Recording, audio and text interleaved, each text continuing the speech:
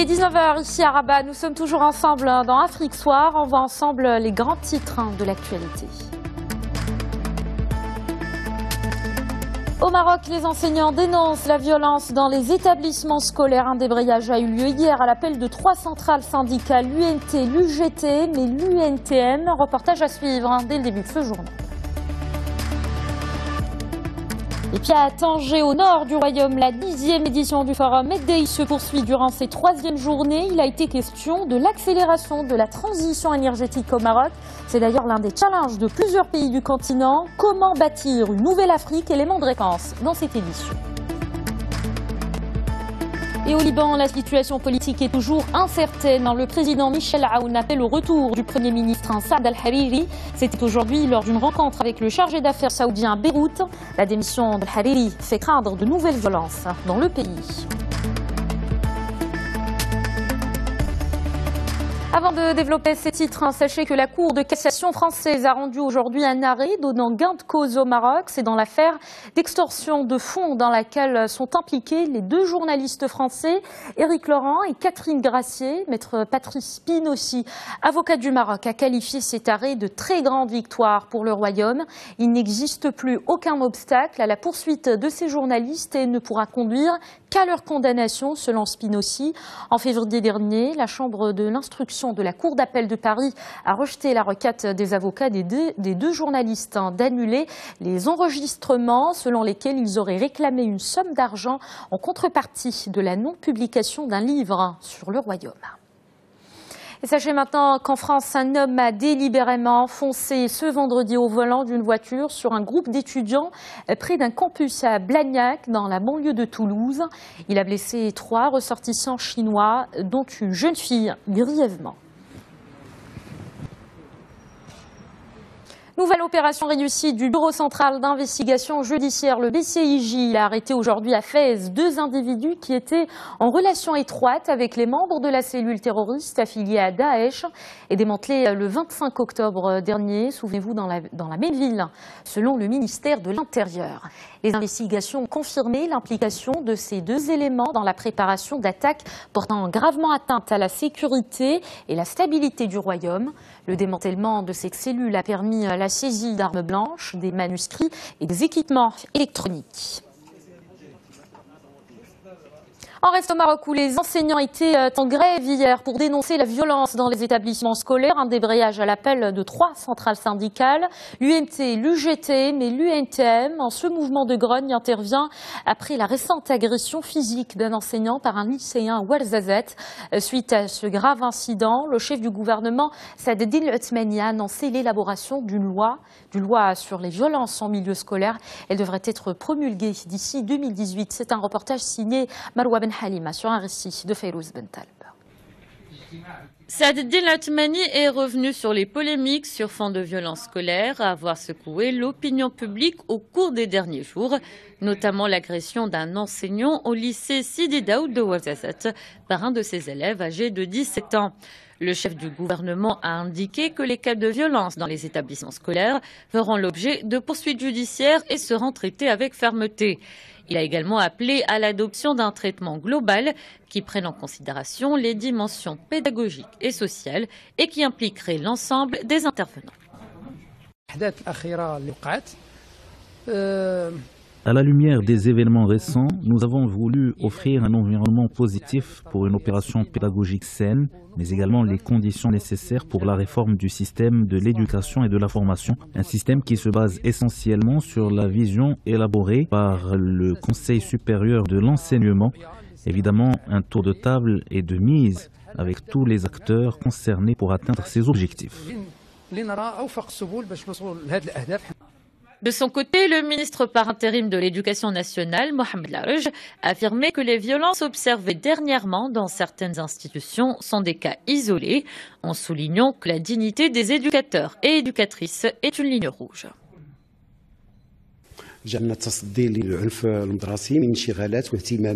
Nous avons priorisé la question de la violence dans les établissements scolaires auprès des directeurs d'académie et des cadres du ministère de l'Éducation nationale. Nous leur avons demandé de prendre les mesures nécessaires, administratives ou encore éducatives, la dignité des professeurs est une ligne rouge et aucune violence à l'intérieur des établissements scolaires n'est admissible. Cette réunion, dont une grande partie a été consacrée au débat en relation avec la problématique de la violence à l'école, a été marquée par des interventions axées sur les priorités en relation avec la réforme du système d'éducation et de formation et la façon de traiter avec la fermeté nécessaire dans le cadre du respect des responsabilités des fonctionnaires du secteur, dans le cadre des textes législatifs. Au Maroc toujours, on prend maintenant la direction de Tanger. La ville du Détroit abrite la 10e édition du Forum Meddays. Durant ces 3e journées, il a été question de l'accélération de la transition énergétique au Maroc. Objectif, renforcer l'intégration régionale. C'est d'ailleurs l'un des challenges de plusieurs pays du continent. Alors comment bâtir une nouvelle Afrique? Un panel a été organisé aujourd'hui pour tenter de répondre à cette question. Selma Saïdi, notre envoyée spéciale, est sur place. Voici sa correspondance. C'est à l'intérieur de ce chapiteau que se déroulent les Meddays. Les Meddays, un forum international et une importante manifestation géopolitique et économique qui voit la participation de 150 intervenants et de plus de 3000 participants. Alors des ministres, des chefs d'État, des représentants d'ONG et des experts se sont donné rendez-vous ici à l'occasion de cette 10e édition. Et pour cette 3e journée, plusieurs panels, notamment un sur l'intégration africaine et sur les défis de l'Union africaine. Le panel a connu la participation de l'ancien président du Mali, Diakounda Traoré, mais aussi de Amrou Moussa, ancien secrétaire général de la Ligue arabe. Les participants ont tous appelé à davantage d'échanges commerciaux et à davantage d'engagement dans les différents secteurs de développement. Martin Ziguélé, ancien Premier ministre centrafricain, un pays confronté à la violence, a quant à lui insisté sur l'importance de parvenir à une véritable sécurité et stabilité en Afrique. Alors tant de défis que se doit de relever l'Union africaine pour s'imposer sur la scène internationale. Je vous propose d'écouter à ce sujet Uzuel Ndajijimana, ministre rwandais chargé de la planification économique. D'abord au niveau des communautés économiques régionales, il y a déjà un travail déjà fait, mais il faut aller plus vite. On voit bien que les échanges intracommunautaires ont augmenté, mais pas assez. La barrière qu'on voit aujourd'hui, c'est d'abord de mettre en place tous les mécanismes de facilitation des échanges, mais le plus important est de développer les capacités techniques et les capacités productives pour produire les biens qui sont demandés dans les pays voisins. On s'intéresse à présent à la crise politique au Liban. Le président Michel Aoun appelle au retour du Premier ministre Saad al-Hariri. C'était aujourd'hui lors d'une rencontre avec le chargé d'affaires saoudien à Beyrouth. Hariri n'est pas rentré au Liban depuis l'annonce de sa démission samedi dernier. Il a pris de court l'ensemble de la classe politique libanaise jusqu'à son parti et ses conseillers les plus proches. Ces démissions fait craindre de nouvelles violences dans ce pays déchiré par une guerre civile entre 1975 et 1990. On revient en détail sur la crise politique au Liban avec notre correspondant Nicolas Feldman. Je vous propose d'écouter. Ouais, effectivement, cette démission, elle n'est toujours pas effective, puisque pour qu'elle soit constitutionnelle, elle doit être acceptée par le président de la République. Or, pour le moment, le président Michel Aoun, certes, multiplie les entrevues, les rencontres au palais présidentiel, mais il refuse de considérer ce gouvernement comme démissionnaire tant qu'il n'aura pas vu Saad Hariri. Et au fil de la semaine, eh bien, de plus en plus de voix, y compris chez les proches du Premier ministre, appellent Saad Hariri à rentrer à Beyrouth, d'une part pour expliquer son choix aux Libanais, mais aussi pour que les institutions tout simplement se remettent en marche. Des appels auxquels Saad Hariri n'a toujours pas répondu et qui alimentent d'ailleurs les rumeurs les plus folles, puisque certains, notamment le chef du Hezbollah cet après-midi, vont jusqu'à affirmer que Saad Hariri est détenu en Arabie Saoudite. Et puis quand le Premier ministre rentrera au Liban, eh bien la question de son maintien dans le gouvernement se posera vraiment. Il décidera, on verra s'il décide d'abandonner son poste. Et alors se posera la question de la succession de Saad Hariri, puisque selon le pacte national en vigueur depuis 1943, le poste de Premier ministre, il doit être occupé par un sunnite. Or aujourd'hui, bien difficile de savoir quelle personnalité assez forte pourrait succéder à Saad Hariri. Cap à présent sur l'Arabie Saoudite et cette visite surprise d'hier soir du président français Emmanuel Macron. Il s'est entretenu avec le prince héritier Mohammed Ben Salman sur fond de tensions entre Riyad et Téhéran depuis le week-end dernier. Le temps est encore monté entre l'Iran et l'Arabie Saoudite. C'était après le tir d'un missile en direction de l'aéroport international de Riyad par des rebelles yéménites. Emmanuel Macron a souligné sa préoccupation sur la situation humanitaire et sa disponibilité à faciliter une sortie de crise politique au Yémen. Sur le dossier libanais, Emmanuel Macron a rappelé l'importance que la France attache à la stabilité, la sécurité et la souveraineté du Liban. Et en Syrie, en victoire inachevée pour l'armée, Daesh a mené une contre-offensive et repris aujourd'hui près de la moitié de Boukamal au lendemain de son éviction de cette ville syrienne, la dernière qu'il contrôlait dans le pays. C'est en tout cas ce qu'affirmait aujourd'hui l'Observatoire syrien des droits de l'homme. Boukamal se situe dans la province de Deir ez-Zor, dans l'est du pays. Dans cette région, le groupe extrémiste ne contrôle plus que 30% du territoire. Ils sont quelques 600 combattants français de Daesh actuellement en Irak et en Syrie. Ceux prisonniers en Irak seront jugés à Bagdad, selon le ministre français des Affaires étrangères. Pour Jean-Yves Le Drian, la difficulté, c'est la Syrie, là où il n'y a pas de gouvernance avérée concernant les enfants des extrémistes. Eh bien, le retour sera géré au cas par cas, comme l'a déjà souligné le président français. Une vingtaine de familles de femmes françaises parties rejoindre Daesh a émis l'espoir récemment de voir ces dernières rapatriés et jugés en France plutôt qu'en Syrie. Le peuple palestinien commémore le 13e anniversaire du décès de Yasser Arafat. Dans un communiqué, le Conseil national palestinien a retracé le parcours du leader et salué sa bravoure dans la lutte contre l'occupation israélienne pour favoriser l'accès du peuple palestinien à l'autodétermination. Le document a rappelé l'attachement du peuple à la résistance contre l'occupation, affirmant que rien n'entamera sa volonté à réaliser son rêve de liberté et de vie décente. Le CNP a imputé à nouveau à l'occupation israélienne toute la responsabilité de la mort de Yasser Arafat.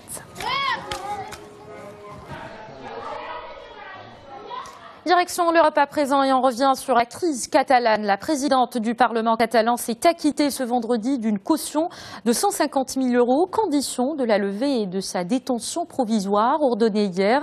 Elle devait recouvrer la liberté dans la journée selon la justice espagnole. En revanche, elle devrait se voir empêchée de participer à la campagne en vue des élections régionales en Catalogne, fixée par le pouvoir central au 21 décembre. Ça y est, la Chambre des représentants belge a adopté une réforme du droit d'asile. Le texte présenté par le secrétaire d'État à l'asile et à la migration, Theo Franken, légalise une pratique administrative controversée. Eh bien, le récit du candidat à l'asile peut être vérifié. C'est par la consultation de son profil sur les réseaux sociaux et sur son téléphone. En cas de refus, cette pratique peut mener à l'enfermement du candidat. Toutefois, le texte est dénoncé par l'opposition et par de nombreuses associations. Elles y voient une entrave aux droits fondamentaux. Pour en savoir plus, je vous propose d'écouter notre correspondant à Bruxelles, Tarek Labi. Alors, Carles Puigdemont, le président catalan, n'a pas demandé l'asile en Belgique, mais si l'idée lui traverse l'esprit, il devra prendre en compte la réforme actuelle qui pourrait lui causer quelques soucis. En effet, le texte mettra en danger divers droits fondamentaux des étrangers en réformant tant la procédure d'analyse des demandes d'asile que les procédures de recours possibles. Et le credo de Theo Franken, c'est rapatrier et non régulariser. Et dans son texte, il prévoit la détention d'un demandeur d'asile en centre fermé dans l'attente d'une décision, bien sûr, si le demandeur présente un risque pour la sécurité nationale, un risque de fuite ou s'il ne collabore pas suffisamment pour permettre d'établir son identité. Carles Puigdemont n'en est pas là actuellement. Il vit chez nous normalement et peut le faire grâce à la règle Schengen dans un délai de 3 mois. Par ailleurs, rappelons que Puigdemont est sous le coup d'un mandat d'arrêt européen. Enfin, la suite manuelle de ces histoires bruxelloises, on la connaîtra le 17 novembre prochain. Et enfin, je tiens à souligner que peu importe qu'il y ait demande d'asile ou pas, Carles Puigdemont peut compter sur un ami de taille ici en Belgique. Il s'agit de Bart De Wever, le patron de la NVA, parti séparatiste flamand dont est issu justement Theo Franken. Alors celui-ci oserait-il déclencher une procédure contre son ami, l'envoyer en centre fermé sans collaboration, le scénario est très peu probable, pour ne pas dire impossible à imaginer. Quatrième étape de sa tournée asiatique. Le président américain a prononcé aujourd'hui un discours musclé sur le commerce dès son arrivée au Vietnam. Il participe au sommet de l'APEC, le forum de coopération économique des pays de la région Asie-Pacifique. Trump a prévenu ses partenaires que les États-Unis ne toléreraient plus les déséquilibres commerciaux qu'il déplore. Les États-Unis sont disposés à signer des accords bilatéraux avec tous les pays de la région à condition qu'ils reposent, je cite, sur le respect et le bénéfice mutuel. Le président russe et Donald Trump se sont salués mais n'ont pas eu d'entretien, d'après le porte-parole de Vladimir Poutine. Football à présent, les Marocains et les Ivoiriens retiennent leur souffle. Nous sommes à J-1 de la rencontre qui opposera les Lions de l'Atlas aux Éléphants, un match qualificatif pour la Coupe du Monde 2018 en Russie. Les supporters se bousculent pour s'arracher les tickets du match de demain dans la capitale économique ivoirienne. Les pronostics vont bon train. Reportage de Stéphane Soumaoro et Romal Dago. C'est ici, dans le plus grand stade de Côte d'Ivoire, le stade Félix Houphouët-Boigny, que se joue un ticket pour le mondial russe. Aux prises, la Côte d'Ivoire et le Maroc pour un duel qui ne fera qu'un seul et unique gagnant. Et pour vivre ce match historique, ils sont nombreux à faire le rang pour espérer avoir un ticket d'accès au stade. Pour avoir les billets, ce n'est pas du tout facile comme vous pouvez le constater. Lundi, j'étais là de 6h jusqu'à 14h, je n'ai pas eu accès. Bon, je suis parti aujourd'hui. Hier, on m'a dit qu'ils ont pu vendre aussi dans les produits. Je suis venu quand même pour venir voir quand même. Depuis matin aussi, on est là, on n'arrive pas à gagner aussi. Fatigués mais persévérants, ces supporters ivoiriens croient fortement en leur chance de qualification face aux Lions de l'Atlas. Je suis là depuis 8 heures. Hier, pareil, je suis arrivé, on m'a dit qu'ils avaient fini de vendre les tickets. Donc, je suis là encore ce matin pour avoir mon ticket. La différence, ça va se jouer beaucoup sur le mental. Ici, les ressortissants marocains se préparent à vivre le match. Parmi eux, des supporters qui ont du mal à faire un choix entre les deux équipes. Malheureusement pour la Côte d'Ivoire, il y a un recul. C'est une équipe jeune. Ceux qui cadrent l'équipe ne sont plus là. Donc je crois que l'avantage c'est pour le Maroc. J'ai dépassé les 40 ans ici en Côte d'Ivoire, donc je suis un peu ivoirien quand même. J'aurais souhaité qu'ils n'arrivent pas à ce stade parce que je suis un peu divisé entre les deux équipes. Mais je souhaite quand même bonne chance pour le Maroc. Mon pronostic c'est 2-1 pour le Maroc. Confiant quant à l'issue du match, Mohamed Cherif prépare déjà sa tenue pour fêter la victoire des Lions de l'Atlas. Du rouge, un clin d'œil au drapeau marocain qu'il espère voir flotter haut dans le ciel ivoirien au soir du 11 novembre.